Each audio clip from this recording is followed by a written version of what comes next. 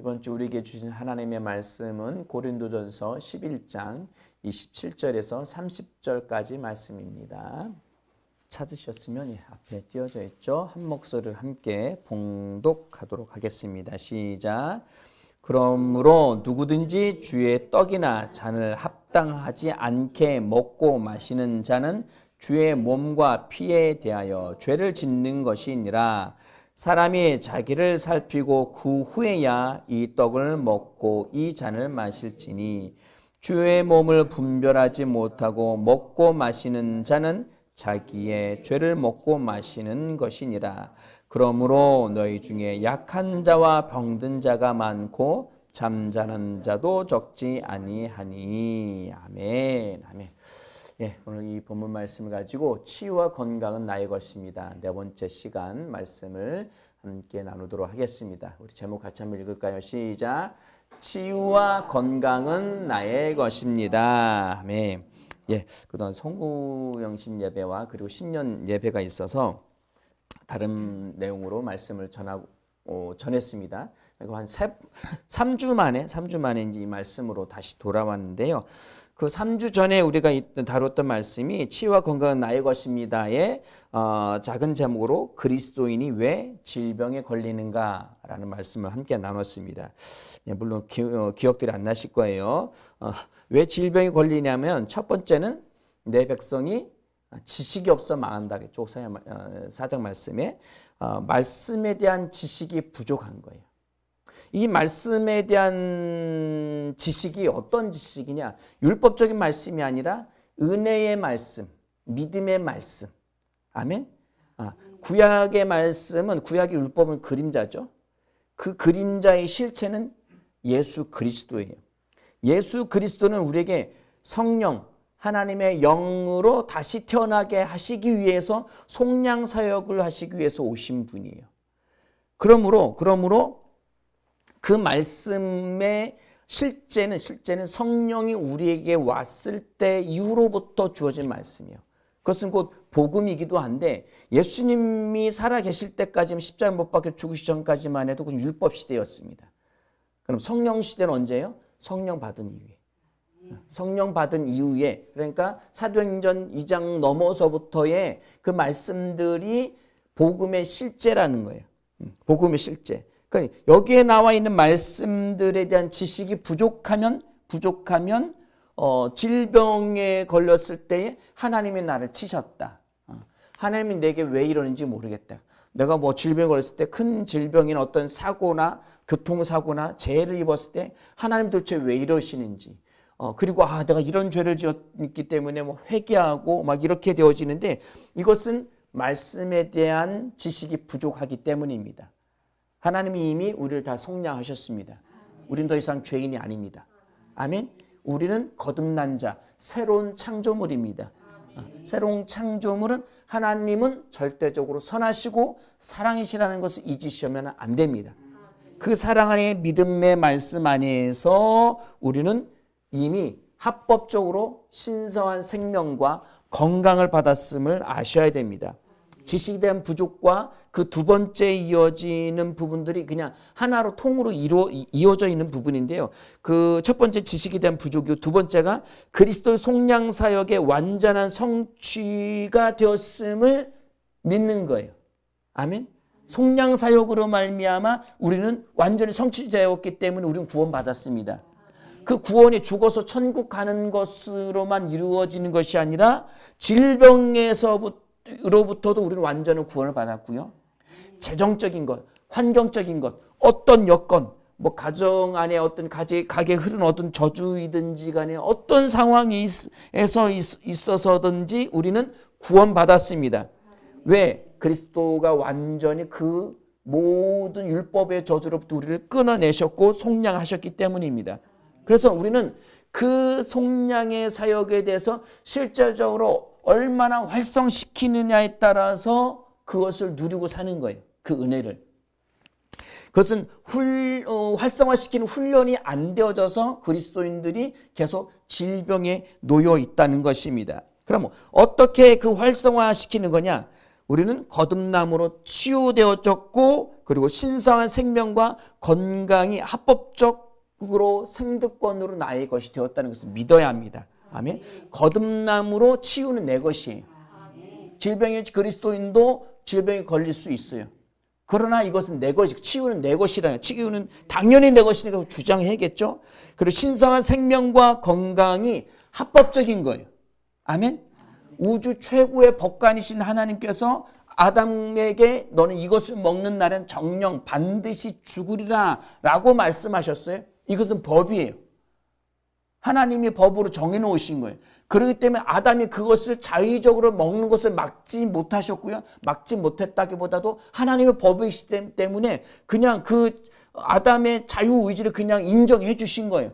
그것 안에서 합법적으로 자기가 자유의지를 가지고 무엇이든지 선택하고 무엇이든지 할 수 있는 것을 그 왕권을 가지고 있음을 알모를 통해서 그는 그것을 먹었어요.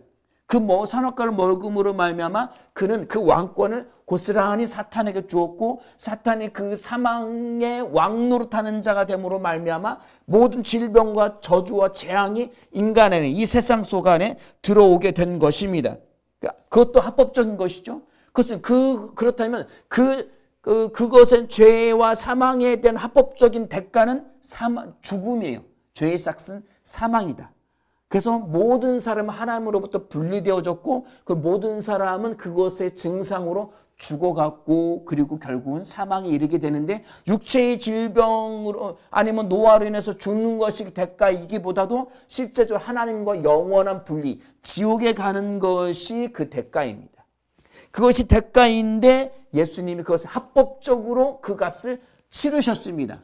아멘. 예수님이 우리의 죄와 모든 저주를 다 담당하시고 지옥에 가셔서 그것을 다 담당하신 것을 믿으시기 바랍니다. 그것은 합법적인 거예요. 그리고 그 합법적인 것으로 우리는 부활 생명을 얻었습니다. 그리고 하나님의 신성한 생명과 건강도 우리의 것이 되어진 줄 믿으시기 바랍니다. 그래서 이것을 활성화시키는 훈련, 하나님의 신성한 생명, 신성한 건강, 하나님의 신성한 치유를 활성화시키는 훈련을 그럼 어떻게 해야 하느냐? 그것은 첫 번째, 진리의 말씀을 믿음으로 붙잡는 거예요. 진리의 말씀, 의의 말씀을 붙잡는 거예요. 그가 채찍에 맞음으로 너희가 나음을 입었도다. 이 진리의 말씀, 영원토록 불변한 그 하나님의 말씀을 붙잡는 거예요. 그럼 붙잡는 것은 어떻게 붙잡을 거예요? 가서 끈으로 꽁꽁 묶고 맬 거예요? 어떻게 붙잡을 수 있죠? 말씀을 고백하는 거예요. 아멘. 집을 샀어요. 그 집에 대한 금액도 치렀고 그것이 나의 것이라고 꽁꽁 묶는 거. 어느 누구도 풀 수 없고 오직 나만이 풀 수 있는데 하여튼 그것을 꼭꼭 이것은 내 집이고 이것은 내 등기야. 나의 앞으로 되어진 나의 소유야. 라고 꽁꽁 묶어두는 방법이 뭐예요? 계약서예요. 계약서에 도장을 찍는 거예요. 사인하는 거예요. 그걸 등기부 등본이라고 하죠. 뭐 자동차가 나의 것이다. 그러면 양도증을 그것은 이제 권리증을 갖는 거예요. 그 자동차 등록증을 우리는 갖고 있잖아요. 그럼 그것을 통해서 경찰이 신문할 때도 이렇게 자동차를 세우고 뭔가 검사할 때도 당신 차군 여기 인정해 주는 거예요. 그것이 없고 다른 사람이 명의로 돼 있으면 훔친 차 아니면 빌린 차거든요. 이것을 합법적으로 이것을 말씀을 붙잡는 것은 말씀을 고백하는 겁니다. 지속적으로 말씀을 고백하시기 바랍니다. 그리고 방언 기도하는 거예요. 이것을 영을 흔들어서 활성화시키는 겁니다. 그것을 통해서 하나님의 생명을 활성화시킵니다. 하나님의 생명과 초자연적인 기름 부음을 활성화시키는 방법이 말씀을 붙잡고 고백 기도하는 거고 그리고 방언 기도하는 겁니다. 그것을 통해서 우리는 우리 안에 있는 그 신성한 기름 부음, 그 신성한 생명, 신성한 치유, 신성한 건강, 신성한 생명을 흔들어 깨워서 활성화시킬 수 있는 줄 믿으시기 바랍니다. 아멘. 그것이 한 번, 두 번, 세 번, 10번, 100번 했다가 안 된다고 포기하지 마십시오. 우리의 믿음은 뒤로 물러서지 않습니다. 뒤로 물러서면 하나님이 기뻐하지 않으십니다. 아멘. 히브리서 10장 27절 말씀 분명히 믿음에서 물러서면 하나님이 기뻐하지 않으신다고 하셨습니다. 그리스도인이 왜, 다시 정리한다면 왜 질병에 걸리는가? 말씀에 대한 지식에 대한 부족이고요. 그리고 속량 사역에 대한 그 확고한 말씀을 고백하지 않고 방언 기도를 하지 않기 때문에 그리스도인들이 질병에 걸릴 수 있다는 것입니다. 자, 그리고 세 번째로 그리스도인이 질병에 걸리는 이유는 주의 몸을 분별하지 못하기 때문입니다. 이것이 이제 오늘 본문 말씀이 나오죠. 자, 우리 27절 말씀 다시 한번 읽어볼게요. 27절 말씀입니다. 시작.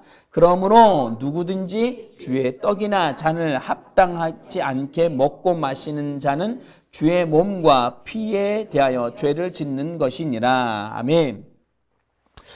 먼저 앞서 이제 좀 이게 말씀드릴 부분이 우리가 어떤 가족력이나 아니면 체질적으로 약해서 질병에 쉽게 노출될 수도 있고 아니면 가족력으로 어떤 질병을 유전적으로 가지고 태어날 수도 있어요. 그러나 그것이 그리스도인이 질병에 걸려야만 하는 법칙은 아닙니다. 아멘. 그것으로부터도 우리가 말씀을 고백하고 방언 기도하고 영혼 활성화 그 능력, 성령의 능력 안에, 권능 안에 있으면 우리는 스스로 그 유전병이든 아주 가족력이든 어떤 것이든 스스로 걸어 나올 수 있는 줄 믿으시기 바랍니다. 자, 그래서 세 번째 주의 몸을 분별치 못해서 그리스도인들이 질병에 걸린다고 했는데 오늘 27절 말씀에 그러면 누구든지 주의 떡이나 잔을 합당하지 않게 먹고 마시는 자는 이게 뭐예요? 주의 잔과 떡을 먹고 마시는 게 뭐죠? 우리 흔히 이야기하는 주의 만찬, 성찬식이죠. 원래 오늘 하려고 했었는데 이게 좀 예배 인원수가 좀 이렇게 없어서 다음 주에 하려고 합니다. 가족 여행도 가고 그래서 다음 주로 이제 연기를 했는데요. 자, 여기서 주의 만찬, 성만찬, 주님이 십자가 못 박혀 죽으시던 전날 밤에 제자들과 함께 이 떡을 받아 먹으라고 전병 우리말은 전병이고 그리고 그 진설병 아무 누룩도 넣지 않은 그냥 밀가루 반죽이에요. 밀가루 반죽. 우리 전에 먹어봤잖아요. 이스라엘 무교병. 아무 맛도 없어요. 그냥 아주 무미건조한 부스러지고 하는 그 무미건조한 그 무교병을 떼어서 제자들에게 나누어 주시면 이것은 내 몸이다라고 말씀하셨습니다. 그리고 포도주 잔을 돌리시면서 이것은 나의 피다라고 말씀하셨어요. 자, 우리가 이 떡과 잔을 합당하지 않게 먹고 마시는 자는 주의 몸과 피에 대하여 죄를 짓는 것이다. 이것을 흔히 해석하기는 우리의 생활 속에 누굴 미워하고 그리고 어떤 싸우고 죄를 짓고 이런 것들을 제대로 회개하지 않고 그 성만찬에 참여했을 때는 28절에 사람이 자기를 살피고 그 후에 그 떡을 먹고 이 잔을 마실지니 29절 말씀 같이 읽을게요. 29절 시작.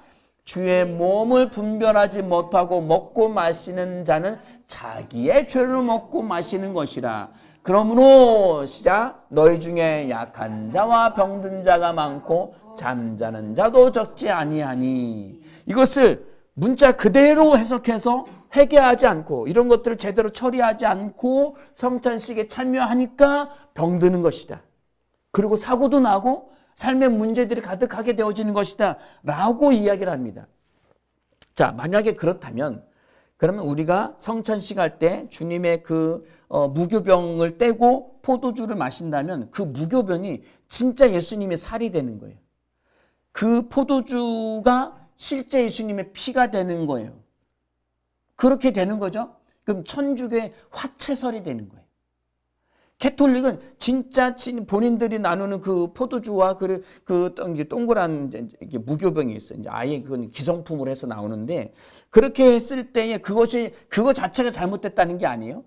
그것을 떼는 순간 실제적으로 주님의 몸과 살과 그리고 주님의 실제적 피가 된다라고 여기는 거예요.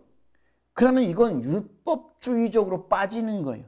그래서 캐톨릭 신부들이 그 성찬하고 남은 포도주를 다 마셔요. 그래서 이만큼 취해가지고 막 생선수설하고 막 그래요. 실제 그들이 다 마시니까요.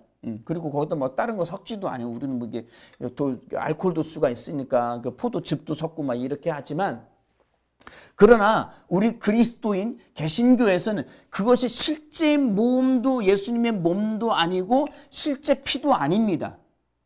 아멘? 그것을 왜 하느냐? 예수님이 이것을 기념하여 기억하라고 말씀하셨기 때문에 그것을 하는 거예요. 그럼 여기서 말하는 주의 떡이나 잔을, 그럼 주님의 떡은 뭐죠? 그 떡, 그 전병, 빵, 우리가 생각하는 빵은 거기 이스트를 넣어서 부풀어지는 빵이지만 그는 비스켓으로 생각하시면 돼요. 주의 이 비스켓, 이 떡, 이 빵을 나눈다. 이것은 뭐예요? 신약 시대에 와서 예수님 이후에 성령 오신 다음에 그 주의 그 떡은 뭐라고? 이것은 나의 몸이니. 자, 예수님 몸은 예수님의 육신적인 실제적인 살을 이야기한 거예요. 뭐를 이야기한 거죠? 교회를 의미하는 거예요. 주님의 몸된 교회. 너희는 나의 몸이니. 아멘. 그리스도는 교회의 머리이시고 우리는 그의 몸이라고 말씀하셨잖아요. 특히 이 고린도전서의 기록 배경에 보면 고린도 교회에 엄청난 분란이 일어났어요. 뭐 이게 그 예배 때 모이면 이게 뭐 예배 끝난 다음에 같이 뭐 이렇게 그 포도주와 떡을 같이 싸우는 음식들을 나누면서 주의 애찬 만찬을 나누고 함께 가난한 자든 부유한 자든 함께 뭔가 이루어져야 되는데 그것이 이루어지지 않고 부자는 부여자끼리 막 먹고 취하고 가난한 자들은 아무것도 싸울 수 없어서 쫄쫄 굶고 있고 그 서로 비방하고 욕하고 은사는 난무해가지고 병 고치고 누가 예언하고 막 이거 질서가 무질서하고 성적이도 문란하고 막 이런 것들이 오만 가지 수많은 문제점을 갖고 있으니까 너희는 그럼에도 불구하고 너희는 거듭났어. 너희는 새로운 창조물이야. 새로운 창조물을 고린도 후서에 말씀한 거죠. 그럼에도 불구하고 너희는 새로운 창조물이고 거듭났고 너희는 그리스도의 한 몸이야. 그리스도의 몸이야. 교회야. 라고 가르치기 위해서 고린도전서 말씀을 편지를 기록한 것입니다.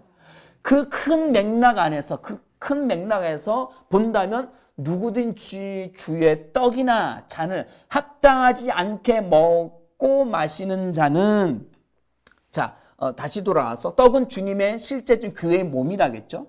이 잔은 뭐예요? 잔은 피죠. 그리스도 보혈의 피. 이 피는 그냥 순수한 그런 피를 의미합니까? 아니면 율법적인 해석이에요? 이것은 실제적인 피는 이것은 내 새로 세우는 언약이 새 언약이니라고 주님 말씀하셨어요. 그럼 새 언약이 있다면 옛 언약이 있을 거 아니에요. 옛 언약은 뭐예요? 율법이에요. 율법의 약속은 뭐예요? 이것을 다 지켜 행하면 너희는 내 백성이 되고 내 자손이 될 거고 대대손손 이렇게 될 것이야 라고 말씀하신 거예요. 그러나 이것은 새 언약의 그림자일 뿐이에요. 새 언약은 뭐예요? 새 언약? 새 언약은 성령 주심이에요. 내가 너희 안에 내 영을 주리니 에스겔서 말씀에도 나오고요. 새 영을 부어주 생수의 강이 흘러 넘치리라 말씀하셨어요. 이것은 다시 태어나는 것을 의미합니다. 예전에는 선지자들, 구약의 왕들에게, 그 예언자들에게 성령이 잠깐 임했다가 떠나셨어요. 죄인이 그때이기 때문에 함께 있을 수가 없어요. 그 누구든지 간에, 다윗이든 예레미야든 이사야든 누구든지 간에 잠깐 임했다 떠난 것 뿐이에요. 외형적 바깥에 어떤 기름 부음, 올리브로 기름 부은 것처럼 바깥에서 기름 부음이었어요. 그러나 신약에 와서는 성령이 임한 다음에 예수 믿는 모든 사람들은 그 성령이 내주하십니다. 내 거듭난 영과 성령이 하나 되어지는 거예요.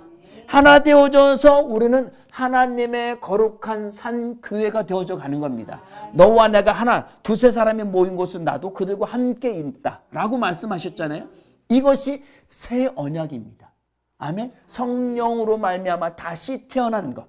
자, 주님의 몸, 그 떡은 그리스도의 교회를 이야기하는 거고, 그리고 새 언약은 성령으로 말미암아 하나 되어진 새 생명을 이야기하는 것입니다. 전체적인 새로운 피조물에 대한 말씀을 이야기하는 거예요. 자, 이것을 합당하지 않게 먹고 마시는, 여기다 합당하다.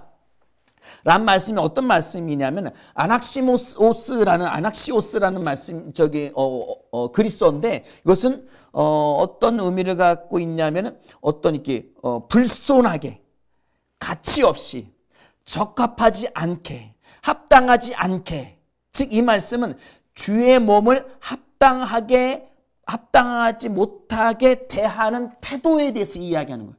그러니까 먹는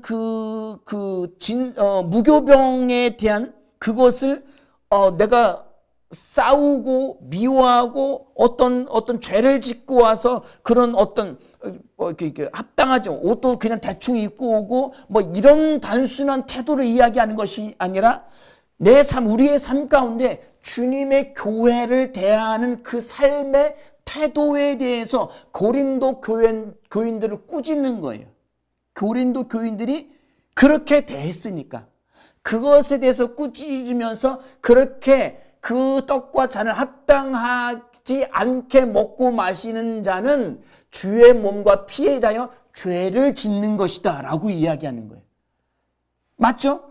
주님의 몸을 그냥 예수님만 생각하고 그분이 값주고 사신 새로 거듭난 자들 그 셀 하나하나가 모여서 팔이 되고 그리고 다리가 되고 심장이 되고 하는 그 전체적인 교회를 생각지 못하는 그래서 교회 안에서 수많은 분란과 그리고 죄에 대한 그것에 대해서 꾸짖고 있는 거예요. 그래서 죄를 짓는 것이니라. 그래서 28절 말씀에 사람의 자기를 살피고 그 후에야 내가 교회에 대해서 몸된 주님의 몸된 교회에 대해서 어떤 태도를 갖고 있었느냐 어떤 삶을 가지고 있었느냐 그 살핀 후에 이 떡을 먹고 잔을 마시라는 거예요.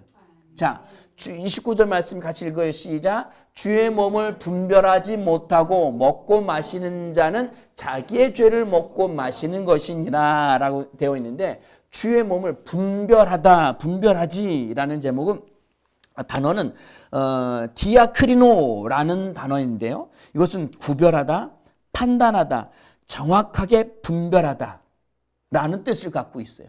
그러니까 이 이야기는 무엇이냐 즉 그것이 그 주님의 그 떡과 그 포도주 이것은 곧 주님의 몸된 교회와 새 언약에 대해서 이야기하는 것인데 그것이 그리스도의 몸이라는 마땅한 평가를 가지고 식별하고 알아봄 없이 먹고 마시는 자는 자기 죄를 먹고 마시는 거예요.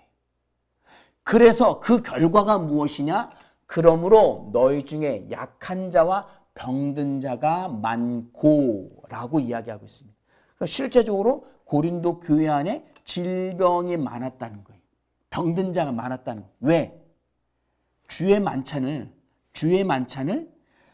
대할 때에 그냥 그 떡과 포도주에 집중하는 것이 아니라 실제 그것이 무엇을 의미하는지 그림자에 집중하는 것이 아니라 실제 의미하는 주님의 몸된 성도들 그리고 새 언약에 대한 것에 집중하고 그것에 마땅한 평가를 내려서 그것을 존중히 여기고 사랑하고 아끼고 하는 그 존중하는 삶의 태도 그것을 제대로 하지 않았기 때문에 병들고 심지어 죽기까지도 한다는 거예요. 아멘? 아멘? 이것은 그 의미입니다. 그 의미예요. 우리가 이제 성찬식 가면 굉장히 경건하잖아요. 회개 찬양도 계속 부르고, 그러면서 지난 삶이 있었던 죄들을 고백하겠습니다. 회개하겠습니다. 낱낱이 막 하는데, 실제적으로 그것은 무엇과 연관되어 있느냐? 주님의 몸과 성령의 삶에 대해서 연결되어 있는 거예요. 아멘? 그래서 가정 안에서이든 가정도 교회이지요. 그리고 함께 모여있는 이 교회도 그 주님의 몸입니다. 이것에 대한 바른 태도의 삶을 가져야 돼요. 그럼 이것은 대표적으로 그러면 교회에 대한 합당한 태도와 삶을 가질 때에 그 대표적인 것들이 지역교회 담임 목사들이에요. 담임 목사님에 대해서 존중하고 그분을 통해서 하나 되어주고 그리고 한 뜻을 한 마음을 가지고 그 교회를 세워나가는 것이 그 주님의 몸과 피에 대한 떡과 피에 대한 합당한 태도의 삶을 갖고 있는 거예요. 아멘. 한 마음 한 뜻을 가져야 됩니다. 담임 목회자에 대한 실제적으로 저희 이제 어릴 때 신앙생활 했었던 시골 교회에서도 굉장히 시골 교회임에도 불구하고 굉장히 부흥하고 뭐 그 인근에서도 굉장히 부러움을 많이 사는 아주 튼튼하고 그리고 아름다운 교회였습니다. 서로 섬기고 사랑하고. 그런데 세월이 어느 정도 지나면서 제가 고등학교 이상 이렇게 넘어가면서 담임 목사님에 대한 좀 불편한 소식들이 생기기 시작했어요. 그것은 몇몇 안수 집사님과 몇몇 집사님들이 담임 목사님에서 이상한 유언 비어를 퍼뜨리고 그리고 이제 급기야 그 목사님을 쫓아내기까지 이르렀어요. 그리고 나서 세월이 지난 다음에 그분들이 어떻게 되었는가를 보면 다 그렇게 주동했던 분들은 안 좋은 결과들을 갖고 있어요. 질병에 의해서 돌아가시고 엄청 고생하시고 그 자손들도 잘 됐다는 소식이 전혀 없습니다. 얼마 전에도 제가 이제 친분이 있던 어떤 목사님도 그런 일을 당했어요. 갑자기. 10몇 년 동안 있었는데 갑자기 어떤 몇몇 집사들이 그리고 이게 함께 모여 이제 작당을 해서 이거 어떤 교회의 회의도 거치지 않고 갑작스럽게 회의를 열어서 투표를 시키고 그리고 담임 목사직을 해임시켜 버렸어요. 이것이 무엇을 의미하냐? 주님의 몸에 대한 죄를 짓는 거예요. 아멘. 구심점이 있어야 되는 것은 담임 목사에 대한 구심점이 있어야 됩니다. 영적인 아비라는 것을 인정하셔야 돼요. 그것을 가볍게 여기고 인정하지 않으면 교회가 제대로 설 수가 없습니다. 아멘. 그 역할을 성경 말씀에서도 교회를 치리하는데 담임 목회자를 주님께서 분명히 세우셨어요. 거기 이게 선지자도 나오고 예언자도 나오고 여러 가지 직책이 나오지만 그 지금 교회에서 이게 대표적으로 나타나는 것은 담임 목사직입니다. 그래서 여러분들이 그것을 분명하게 인정하고 존중하고 나아가야 합니다. 그러할 때에 교회가 반드시 잘 세워지고 그리고 그리스도인들이 질병에 쉽게 노출되지 않을 수 있습니다. 그럼 그렇지 교회를 무너뜨리고 와해시키고 험담하고 싸우고 막 그렇기 때문에 하나님이 치셨다라고 또 가면 안 돼요. 거봐라. 담임 주의 종을 제 담임 목사님을 그렇게 가볍게 여기고 뭐 쫓아내니까 니네 하나님 치신 거야. 너네 때린 거야. 너네 징계하신 거야. 라고 가면 이것도 율법적으로 가는 거예요. 그것이 아니라 그들이 그렇게 함으로 말미암아 사탄이 공격할 수 있는 통로의 성문을 스스로 활짝 열어버린 거예요. 자신에 대한 그것을 활짝 열어버리니까 사탄이 계속 공격해들 질병에 대해서 생각에 대해서 계속 미워하기 시작하면 불평하기 시작하고 뭔가 원망하고 시비하기 시작하면 그것을 한두 끝도 없어요. 계속 열어서 꼬리에 꼬리를 물고 이 사람한테 전하면 저 사람한테 전임시키고 또 엉뚱한 또 소문을 불러일으키고 막 그럴 수 있어요. 정치인들도 그렇잖아요. 어떤 이제 정치인이 이게 집 근처에 한강공원이 있어서 가볍게 슬리퍼를 신고 반바지를 입고 반팔티를 입고 파자마 이런 것도 입고 그렇게 입고 아내하고 산책을 다니는 거예요. 한강변에서.